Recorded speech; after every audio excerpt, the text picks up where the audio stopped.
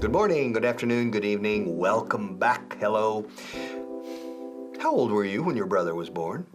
Esa es la frase de hoy. How old were you? ¿Cuántos años tenías cuando nació tu hermano? I was 10. Tenía 10 años. I was 10. También podemos decir I was 10 years old. Bueno, si quitamos years old, I was 10. Lo que no se puede decir es I was 10 years. I was 10 o bien I was 10 years old. How old were you when your brother was? How old were you when your brother was born? How old were you when your brother was born? I was 10. No, I was 11. No, I was 9. No, I was 10. Tenía 10. Era 10, decimos en inglés. How old were you? How old was I? How old was he? How old was she? How old were you when your brother was born? Born. I was 10.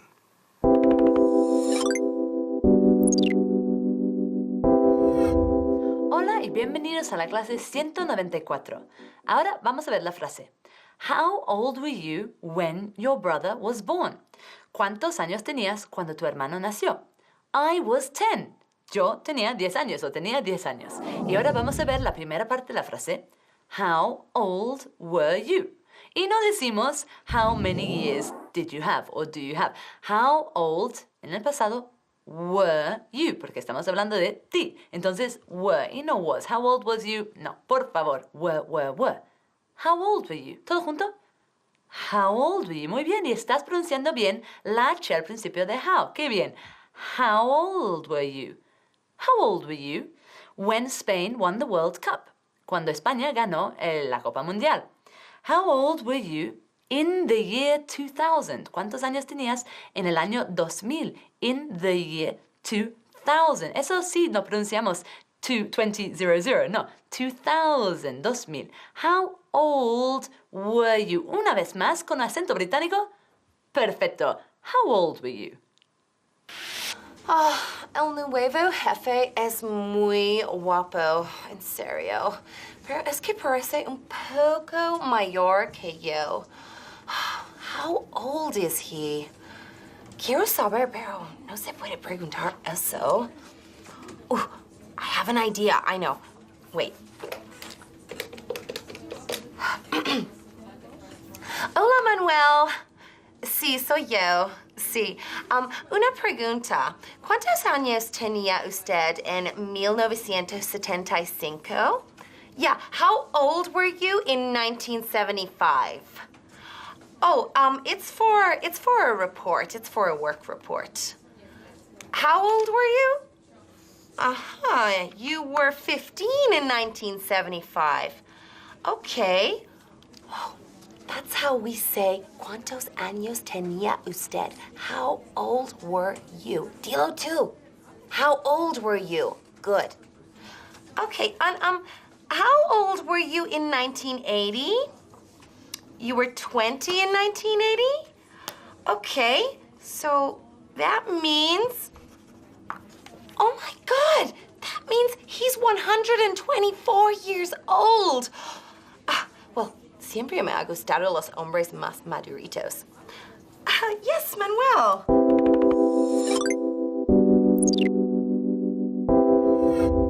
Ahora vamos a ver la segunda parte de la frase. Hemos visto en la primera parte cómo formamos la pregunta ¿cuántos años tenías? ¿Cómo era? How many years? No. How old? Y luego hemos invertido were y you. Y no decimos how old you were, ¿verdad? How old were you? Muy bien. Y aquí tenemos la segunda parte de la pregunta. How old were you?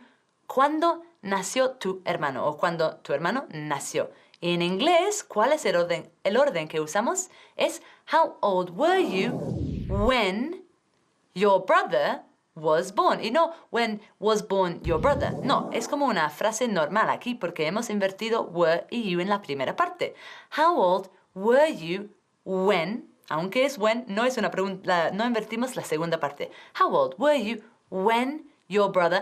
No olvides el was, la was born, porque la estructura es to be born. Entonces, how old was your mom when you were born? ¿Cuántos años tenía tu madre cuando naciste tú?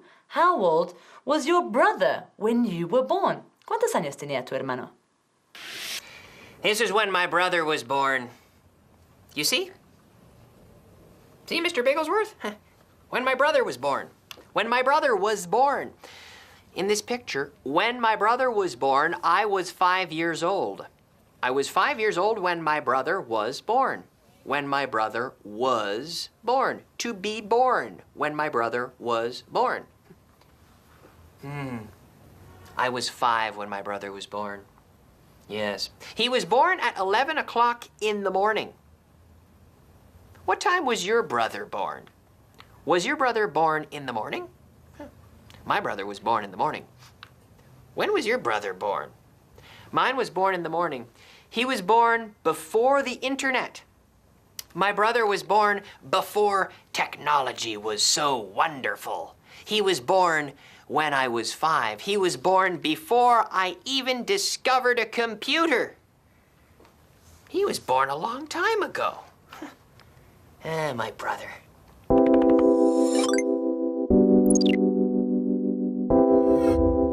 Antes de nada, vamos a ver la palabra del día, que es sibling, o en plural, siblings.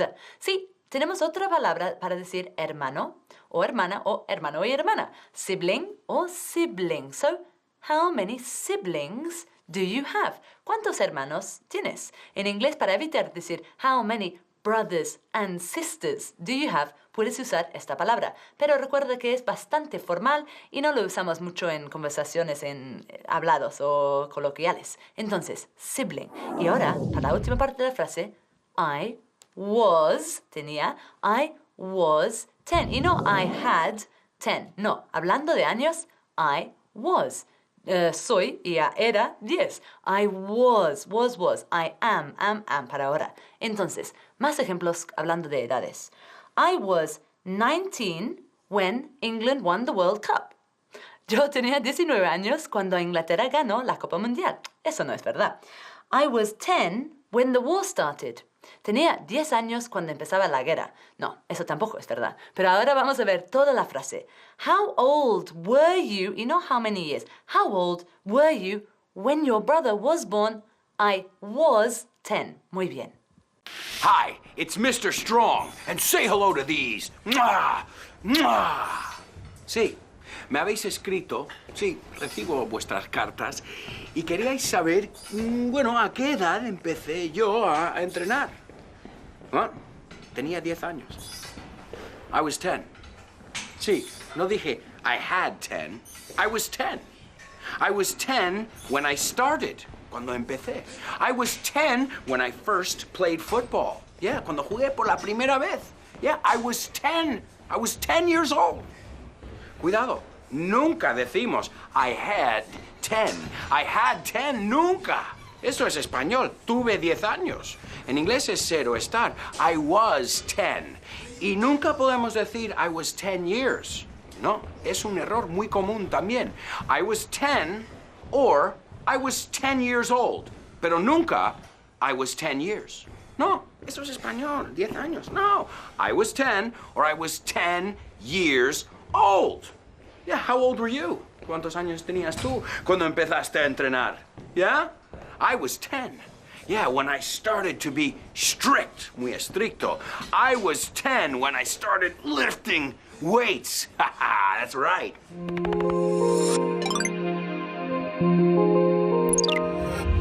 Have you met Julia yet? Yes, you introduced us yesterday, remember? Have you met Julia? Yes, you introduced us yesterday. Huh? Do you remember? Remember? Okay. Have you met Julia? Have you met? ¿Has conocido a esta Julia, a la Julia? Have you met Julia? Yes. Nos presentaste ayer. ¿No te acuerdas? Yes, you introduced us yesterday. Yes, you introduced us. You introduced us. La E de introduced, con sonido de T al final, se enlaza con la U de us. You introduced us yesterday. Remember? El remember se implica do you remember or don't you remember. ¿Eh? ¿Te acuerdas? ¿No te acuerdas? Remember? Remember? Remember? Yes. Have you met Julia yet? Yes. You introduced us yesterday, remember?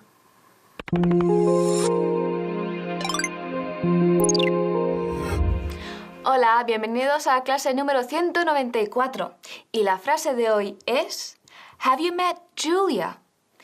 Yes, you introduced us yesterday. Remember? Que en español es, ¿conoces a Julia? Sí, me la presentaste ayer, ¿recuerdas? Bien, vamos con la primera parte. Have you met? ¿Conociste o has conocido? Have you met? Bien, pues ojo porque conocer en inglés son dos verbos distintos. Conocer puede ser to meet o to know. En este caso estamos tratando con to meet, que quiere decir el primer contacto con alguien, cuando les conoces por primera vez. Luego, to know es cuando ya les conoces personalmente. Así que to meet es un verbo irregular, por lo que decimos every day I meet, yesterday I met y lately I've met. Vamos a ver algunos ejemplos. Have you met my brother? I've met him, but he's only an acquaintance. Y aquí tenemos la palabra al día, acquaintance, que es un conocido. Muy bien, nos vemos en un minuto. Julia? Have you met Julia? Have you met Julia? What was that? Oh my God, the voices in my dream were asking me if I've ever met Julia. But who is Julia? Did you hear the voices too, or was it in my dream? These spirits speak English very well. They said, have you met Julia? ¿Has conocido a Julia? No han dicho, have you met to Julia? No. Lo han dicho perfectamente. Have you met Julia? Have you met Julia? Who is she? Maybe she needs my help. Maybe she needs my expert advice. Julia, I haven't met you. Who are you? Do you need my help? Do you need my help, Julia? Have you met Julia? Have you met Julia? Have you met Julia? I don't want to talk to these spirits again. I haven't met Julia. Spirits, leave me alone. I haven't met her.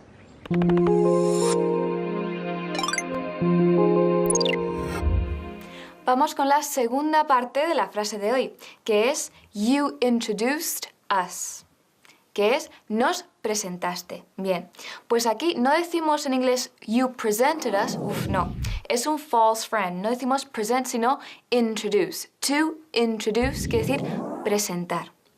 Ahora podemos decir You introduced us o también You introduced me to her or You introduced her to me.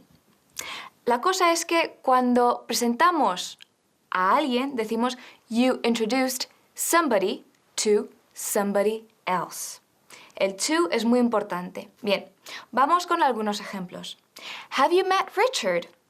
I'll introduce you to him. Yes, you've already introduced me to him. You introduced us yesterday. I'll introduce her to you as soon as I see her. I'll introduce you tomorrow. Muy bien, nos vemos en un minuto. How I met Julia? Yes, of course, Bob. You introduced us last week. Yes, and Deborah as well. You introduced us yesterday. Yes, I know, David. You introduced us at the party. Nos presentaste is you introduced us. Repeat it after me. You introduced us. Good. You introduced us. Who? Daniel? You mean your boss? Yes, Bob, I know your boss. You introduce us all the time.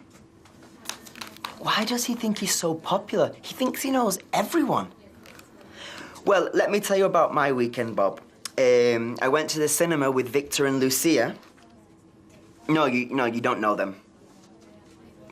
No, you don't know them, Bob. Well, I never introduced you.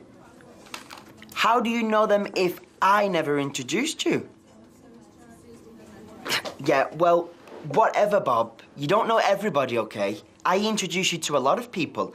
I introduce you to most of your friends. I'm popular around here, you know. Yeah, bye.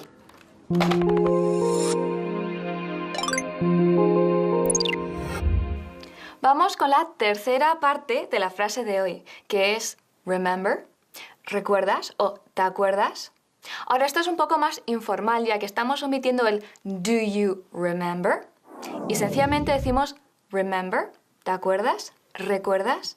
Bien, ahora cuidado que no decimos remind, porque to remind es cuando alguien nos ayuda a acordarnos de algo, mientras to remember es cuando nos acordamos por nosotros mismos. Bien, vamos a ver algunos ejemplos. I gave it to you yesterday. Remember? She flew on business. Remember? It took quite a long time. Remember? Llevó bastante tiempo. ¿Recuerdas? She introduced us last year. Remember?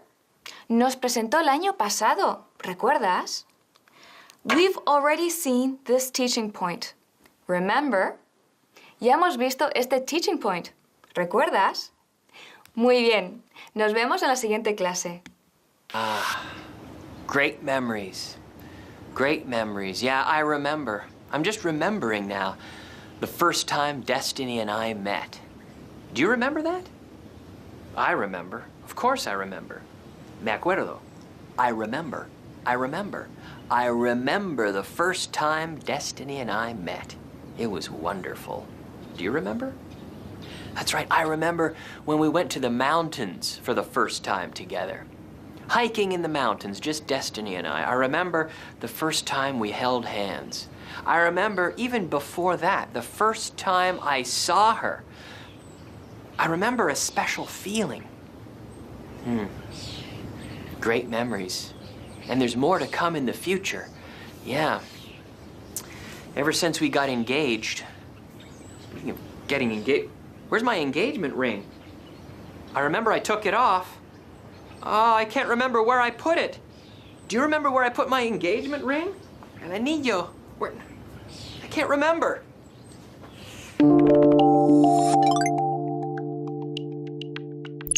Hello, how are you? Welcome back. Okay, a new sentence. It's highly unlikely that he'll follow up on that subject. Es altamente improbable, curioso que altamente, highly, como adverbio, se usa mucho con la palabra unlikely, improbable. Es bastante improbable, es muy improbable, decimos mucho highly, casi siempre. It's highly unlikely. Sin embargo, no decimos it's highly likely. Decimos it's very likely. Curioso. Pero con unlikely, improbable, decimos highly. It's highly unlikely that he will follow up on that subject. Follow es seguir. Ahora, realizar un seguimiento apropiado de un tema, por ejemplo, es to follow up on. Follow up on. To follow up es hacer un seguimiento.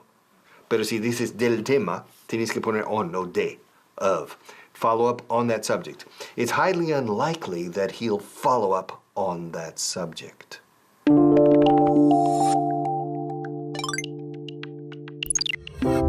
Hello again. All right. Are you ready? Are you ready for another sentence? I'm ready. So, listen. It's highly unlikely that he'll follow up on that subject. It's highly unlikely that he'll follow up on that subject. Literalmente estoy diciendo es altamente improbable. Highly unlikely. Likely is probable. Unlikely is poco probable o improbable. It's highly, curioso adverbio aquí, altamente, es muy improbable, poco probable. It's highly unlikely that he'll follow up, que haga un seguimiento, un proseguir detrás de ese tema, that he'll follow up on that subject. Olvídalo, ni lo va a mirar. It's highly unlikely, highly. Se usa mucho la palabra altamente. Para decir altamente considerado, he's highly considered, highly regarded. It's highly unlikely. Sin embargo, no se dice nunca it's highly likely. It's very likely.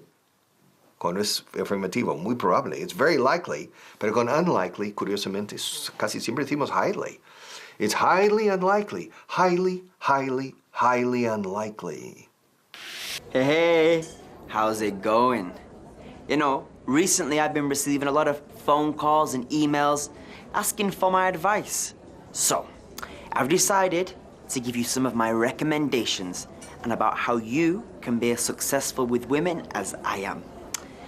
First, it's highly recommended that you don't turn up late for the date, okay? It's highly recommended that you pay for the meal. And you, it's highly recommended that you practice this grammar point with me. It's highly recommended. Next, it's highly recommended that you ask her a lot of questions about her, okay? It's highly recommended that you don't talk too much about yourself, okay? Also, it's highly recommended that you pay your full attention to her. I highly recommend that you don't look at other girls. It's highly recommended that you look clean and handsome, okay, like this. If you want to be as successful with women as I am, I highly recommend you follow my advice. I highly, highly recommend it.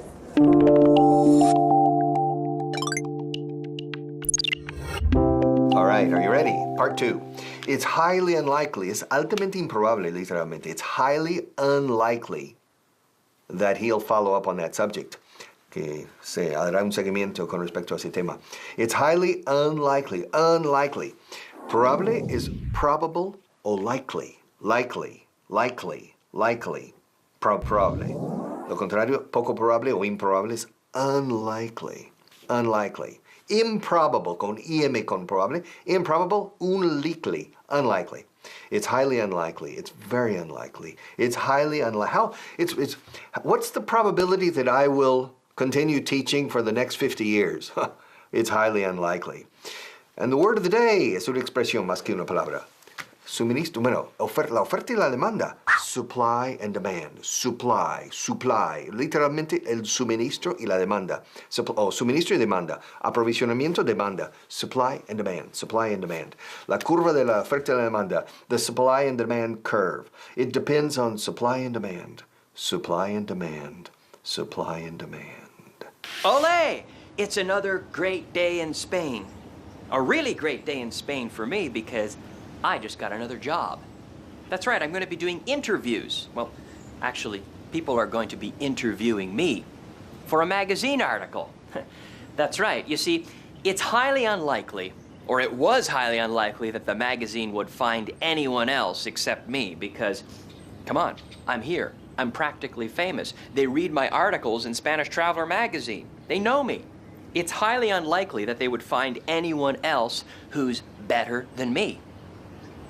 Say it out loud. It's highly unlikely. It's not very probable. It's highly unlikely. It's highly unlikely. Very good. Yeah. In fact, it's highly unlikely that tourists would understand a Spanish person speaking in English as well as they would understand me. That's highly unlikely. It's highly unlikely that the magazine had a lot of trouble finding me. Because, of course, like I said, they read my articles. They know me. I'm practically famous. Now, it's highly unlikely that I'll run out of work before the summer. I've got lots of work now. I'm busy. I've got a lot of projects.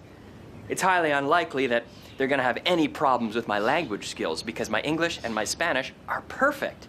It's great.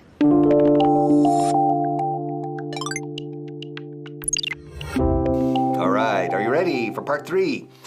Es muy poco probable que él haga un seguimiento con respecto a ese tema. It's highly unlikely that he'll follow up on that subject. El verbo compuesto to follow up es realizar un seguimiento de cualquier cosa. Seguimiento de tu trabajo, etc. To follow up. To follow up. Ahora bien, si añadimos un complemento después, hacer un seguimiento sobre qué, se añade una segunda preposición, on. Follow up on that subject. Follow up on you. To follow up on the progress.